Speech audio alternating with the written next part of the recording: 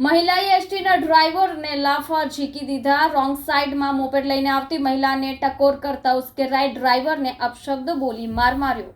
સુરતના અડાજણ સ્ટાર બજાર બ્રિજ નજીક બે મહિલા મોપેડ લઈને ખોટી દિશામાંથી આવી રહી હતી। બસના નજીકથી પસાર થવા લાગી હતી। એ દરમિયાન એસટી બસના ચાલકે બસને તાત્કાલિક બ્રેક કરીને અકસ્માત અટકાવ્યો હતો અને મહિલાને મોપેડ બરાબર ચલાવવા ટકોર કરી હતી।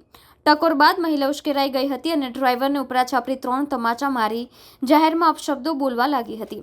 સમગ્ર ઘટનાનો વિડીયો હાલ સોશિયલ મીડિયામાં વાયરલ થયો છે। હાલ પોલીસે બે અજાણી મહિલા સામે ગુનો નોંધી કાર્યવાહી હાથ ધરી છે।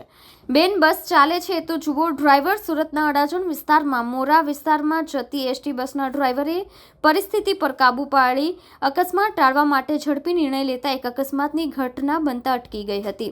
એસટી બસના ડ્રાઈવરે સામેથી રોંગ સાઈડમાં આવતી મહિલા બસની એકદમ નજીક આવી જતા બ્રેક મારી અકસ્માત થતા અટકાવ્યો હતો। જે બાદ ડ્રાઈવરે બંને મહિલાઓને ટકોર કરી સમજાવવાનો પ્રયાસ કરતા કહ્યું હતું કે બેન, બસ ચાલે છે તો જુઓ।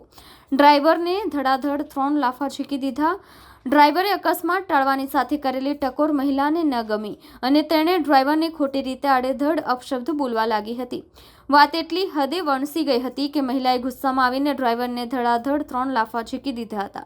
મહિલાએ માત્ર એટલું જ ન કર્યું પરંતુ પોતાના અન્ય લોકોને પણ બોલાવી ડ્રાઈવર સાથે વિવાદ કરવા લાગી હતી। આ ઘટનાના કારણે બસના અન્ય યાત્રીઓ પણ આશ્ચર્યચકિત થઈ ગયા હતા। જોકે ડ્રાઈવરે પોતાનો સંયમ જાળવવા માટે પૂરતો પ્રયાસ કર્યો હતો।